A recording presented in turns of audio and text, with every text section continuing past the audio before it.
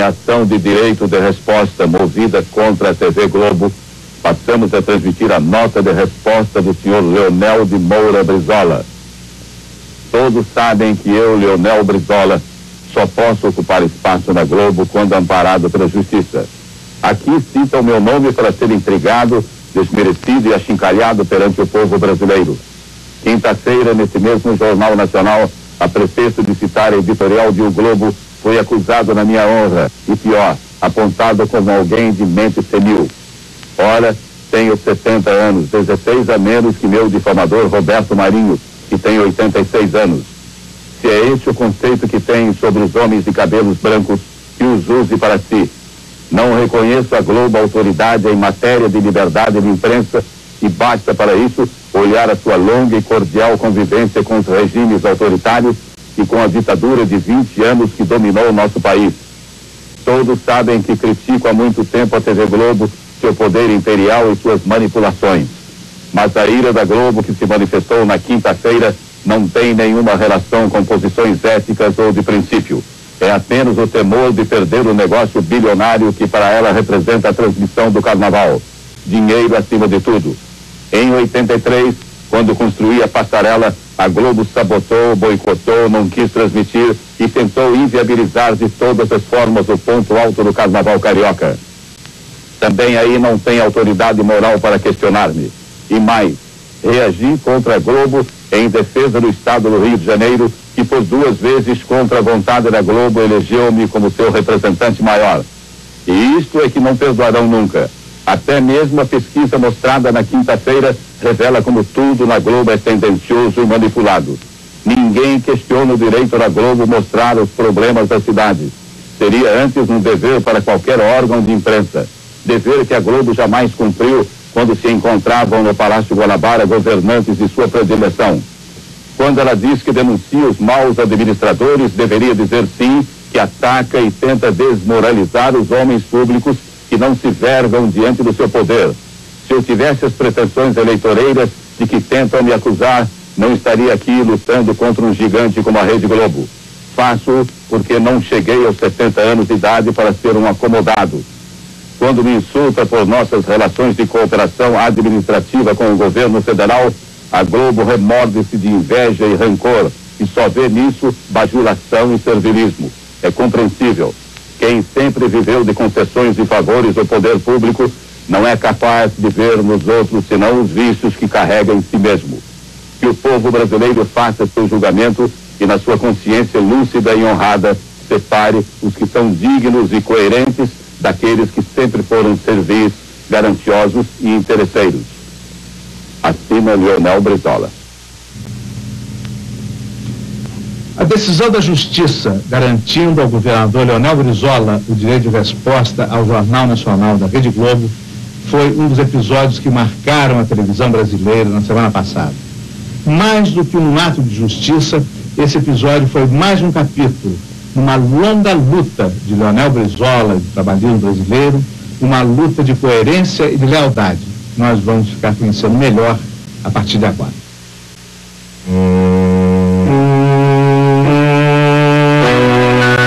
Filho de camponeses pobres do interior gaúcho, Brizola lutou desde cedo pela própria sobrevivência. Antes de completar 1 ano de idade, perdeu o pai emboscado e assassinado. Aos 7 anos, Brizola já estava longe de casa. Apoiado por uma família de metodistas, sua vida passou a ser estudar e trabalhar. Foi carregador, operário, jardineiro e desenhista, e afinal conseguiu chegar à faculdade de engenharia. Ali, Brizola se filiou ao recém-criado PTB de Vargas, onde fundou a ala jovem. Foi onde conheceu Neuza Goulart, que seria esposa e companheira por 43 anos. Brizola fez rápida escalada política. 2 vezes deputado estadual, secretário de obras e deputado federal. Elegeu-se prefeito de Porto Alegre. Sua administração na capital gaúcha o levou ao governo do estado em 58.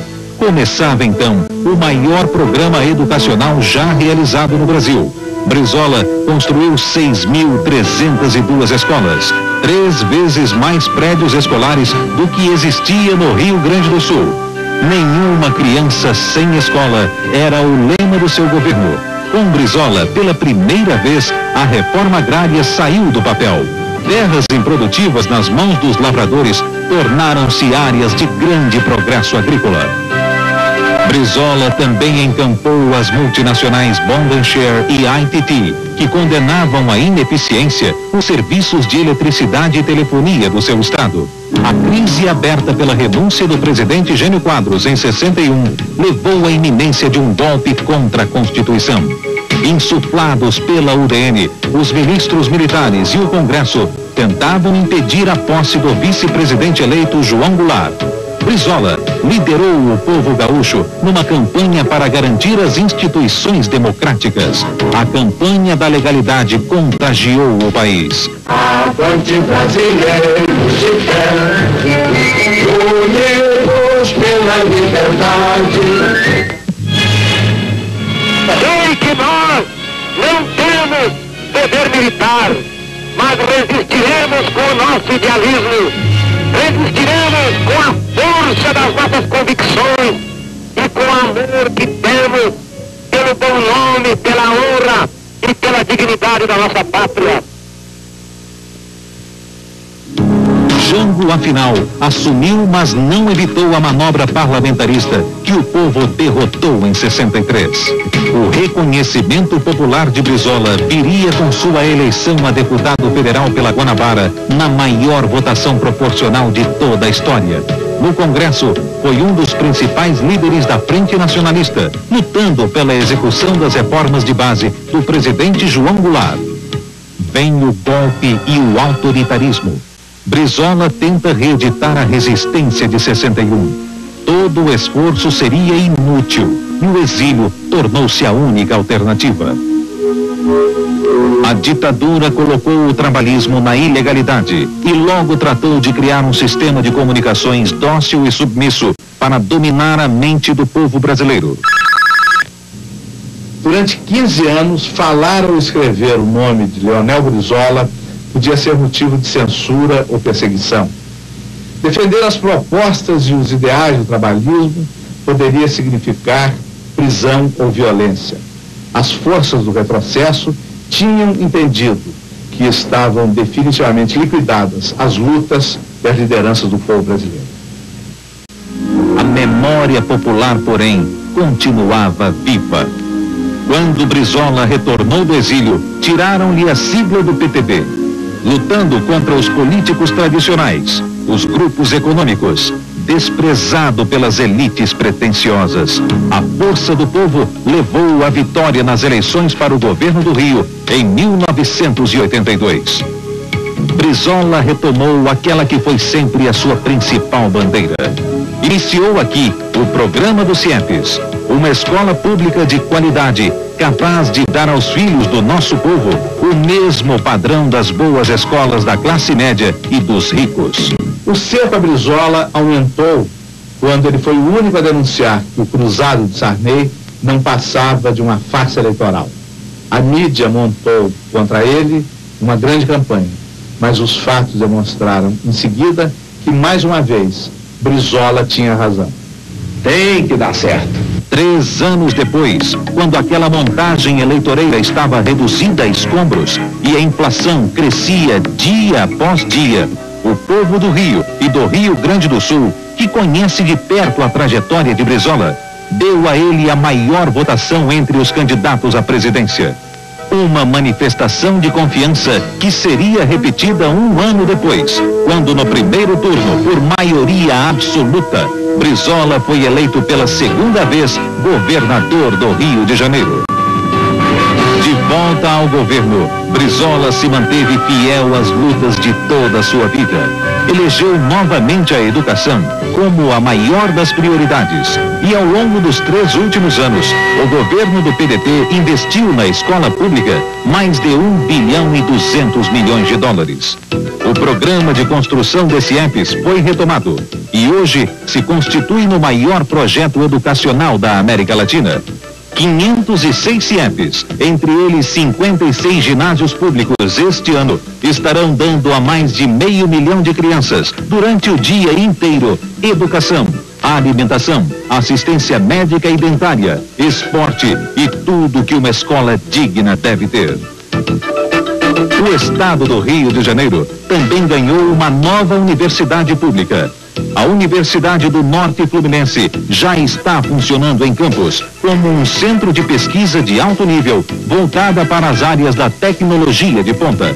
O governo Brizola está concluindo a maior obra viária em execução no país. Com 21 quilômetros, a linha vermelha estará totalmente pronta dentro de 4 meses, reduzindo o tempo de viagem do centro do Rio à Baixada Fluminense para menos de 15 minutos, com um investimento de 348 milhões de dólares. O estado do Rio foi o primeiro a implantar postos de abastecimento de gás natural, que hoje movimenta parte da frota de ônibus e mais de 5 mil táxis. No Grande Rio, muitas indústrias também trocaram o óleo por este combustível, mais barato e não poluente.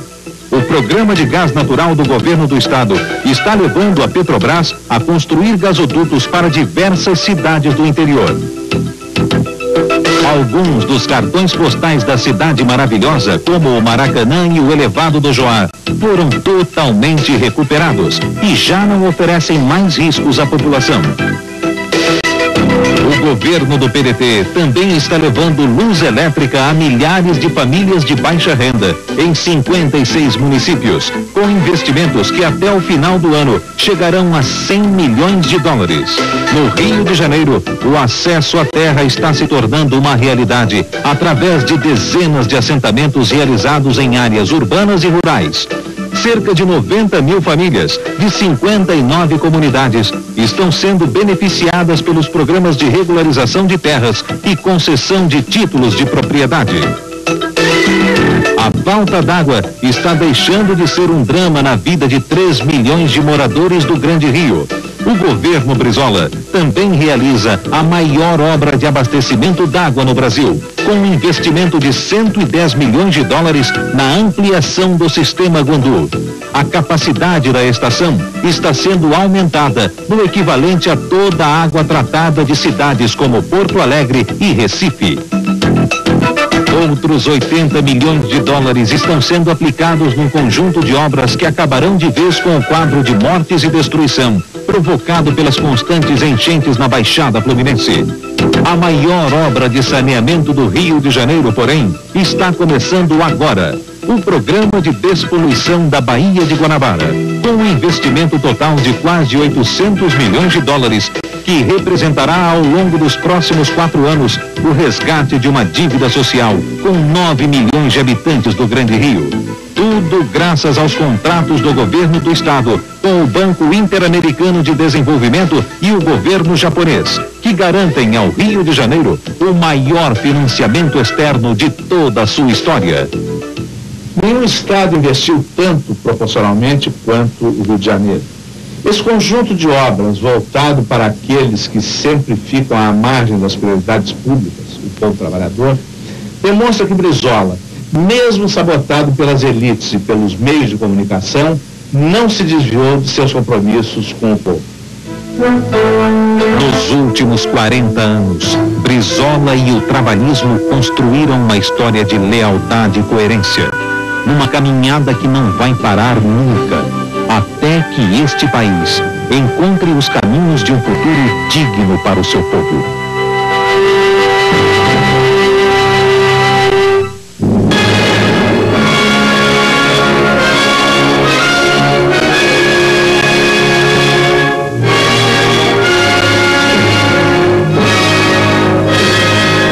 Povo brasileiro, nós estamos ingressando numa época extremamente delicada, complexa, cheia de perigos, mas também uma época que pode ser decisiva para os nossos destinos.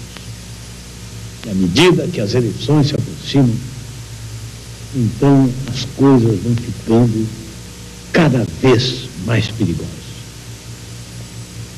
Irão fazer tudo para nos confundir, para nos enredar. Atenção, muita atenção, povo brasileiro. com o que vai ocorrer daqui por diante. Porque a situação do nosso país não pode continuar como vai. E as eleições estão ali próximas.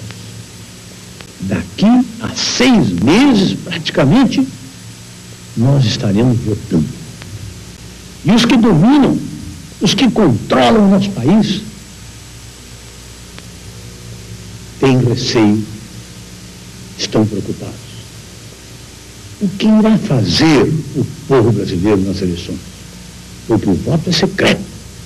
E se o povo brasileiro adquirir uma consciência da sua situação, ele poderá decretar com o seu voto uma mudança profunda na vida do país. Por exemplo, jogando à margem da estrada, à margem da história, por que não dizer no lixão da história, toda uma camada de políticos que estão aí, até agora, só enterrando o país, preocupados com eles e agravando cada vez mais os sofrimentos e as humilhações que recaem sobre o nosso povo. Isso não pode, de nenhuma maneira, continuar. Então eles vêm com planos e planos. Agora mesmo estariam juntos. Que é isso que estão fazendo? Essa história de ouro e de real, todo esse malabarismo que aí está, obscuro, que o nosso povo não entende. Ouve no rádio, vê na televisão, isso parece até um mundo que não existe para ele. No fundo, meus irmãos e minhas irmãs, tudo isso não passa de uma falsa estabilização. Por quê? Porque as eleições se aproximam. E eles querem, então, criar ilusão para o nosso povo poder votar ilusoriamente. No mínimo, nos dividir, para nos enfraquecer. E dessa forma, continuarem eles controlando o país. Isso é tudo uma falsa estabilização. O que vão fazer é a queima de reservas que foram acumulando lá fora. Nós possuímos lá fora uma soma gigantesca de dinheiro. 36 bilhões de dólares é o que a imprensa anuncia. É uma fortuna, povo brasileiro, que está depositada na Suíça. Até parece mentira que eu estou dizendo. Entregue à especulação por um juro mínimo. Aí está em torno de 3 ou 4% ao ano. E o povo brasileiro pagando o juro que paga aqui dentro. Não pode ter nos bancos de Nova York, ou na Europa, ou no Japão, porque o governo cuida-se para que os bancos aos quais devemos não tomem conta desse dinheiro por via judicial. Acumulamos as reservas à custa dos maiores sacrifícios do povo brasileiro. Por isso temos uma inflação de 40%. O governo foi retendo essas divisas, emitia aqui dentro para pagar o exportador e ia depositando lá fora essa quantidade gigantesca de dinheiro. Para quê? Para, quando chegar às vésperas das eleições, inventar um plano de estabilização que faça, de uma forma passageira, o controle da inflação, diminua, até anule a inflação por algum tempo, à custa dessas reservas. Ah, se eu pudesse, por exemplo, utilizar essas reservas, sabe o que eu faria? Faria 25 mil CIEPs, colocando ali 25 milhões de crianças. Não haveria uma criança na rua se me permitisse usar esses 36 bilhões de dólares que estão. Isso vai ser queimado em holocausto a esta falsa estabilização. Por algum tempo, até que consigam ganhar as eleições.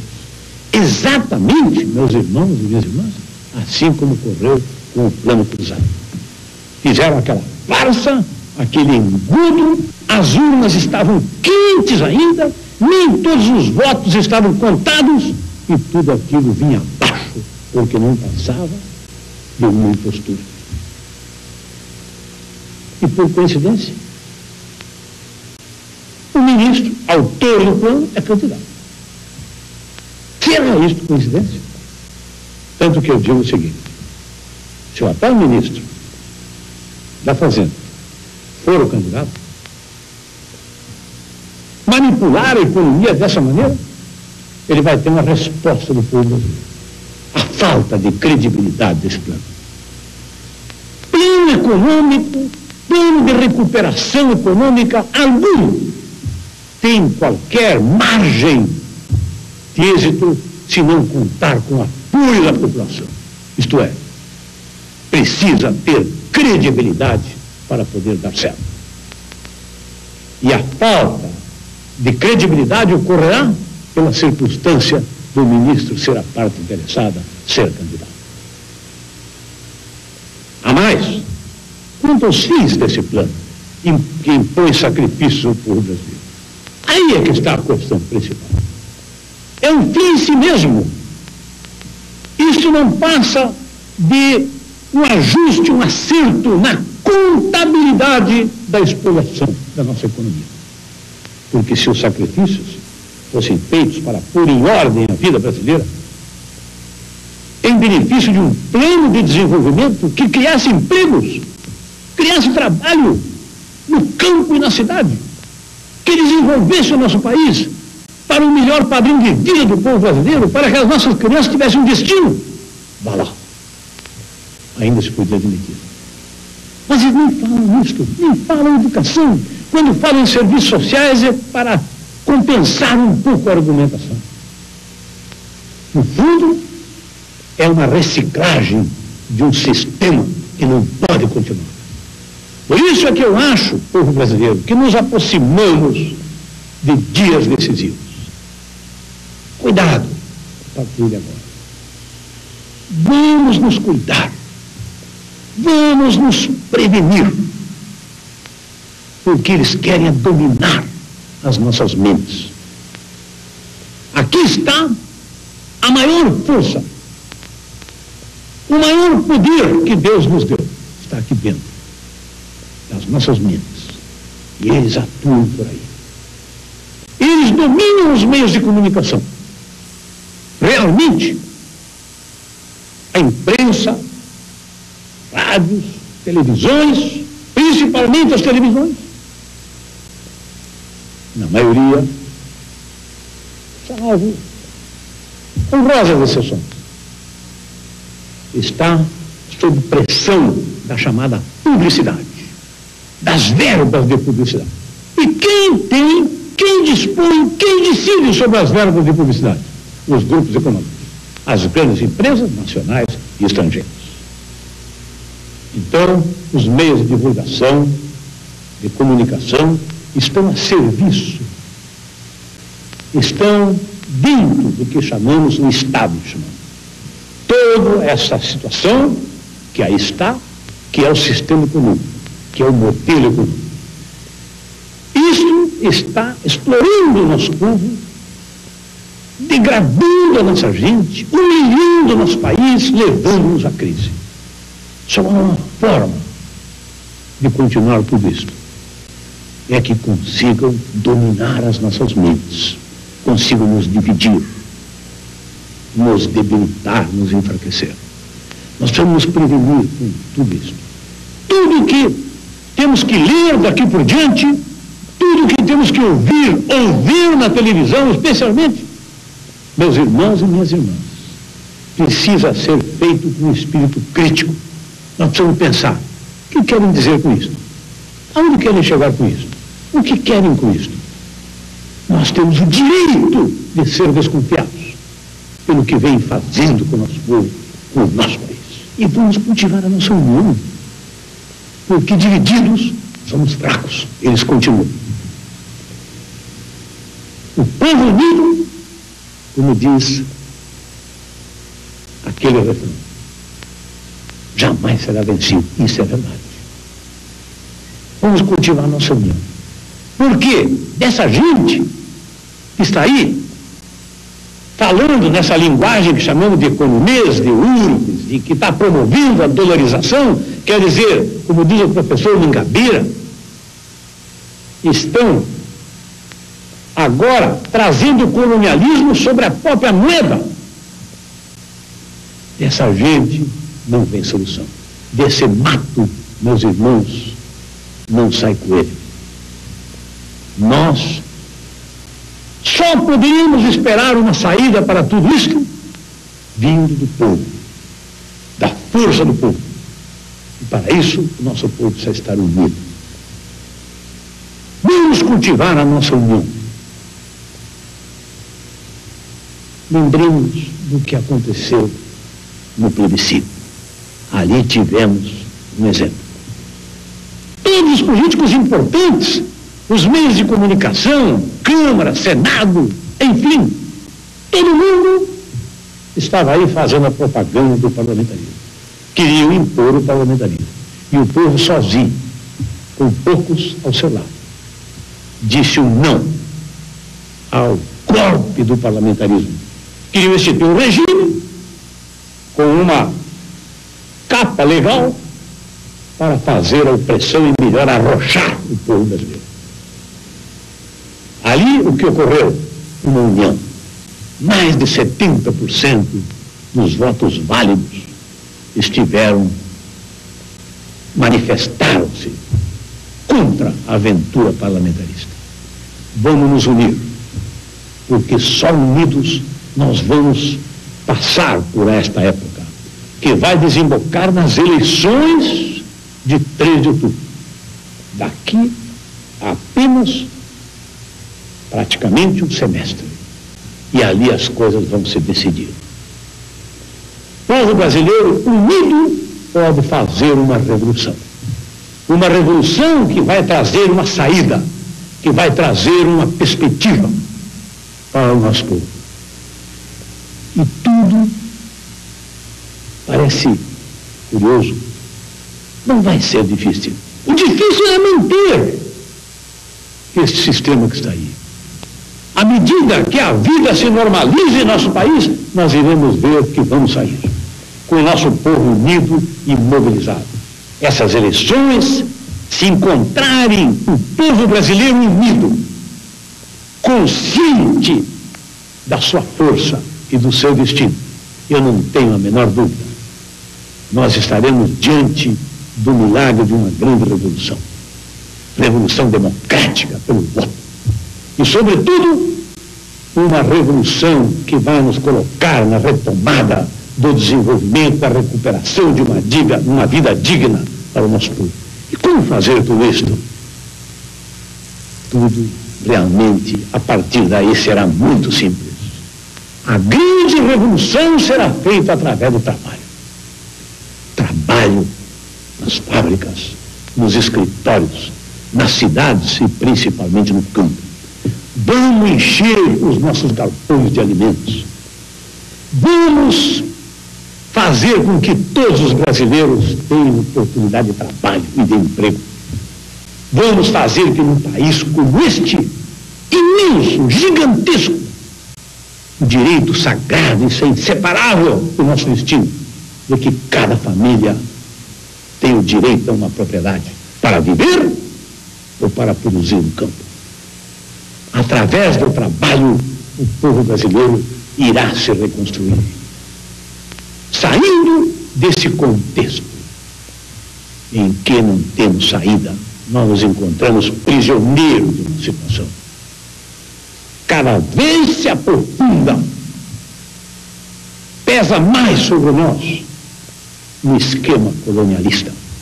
E através do voto consciente do nosso povo, e principalmente da sua unidade, nós iremos deixar isto para o nosso passado e encarar nós próprios o futuro de dignidade que nos aguarda.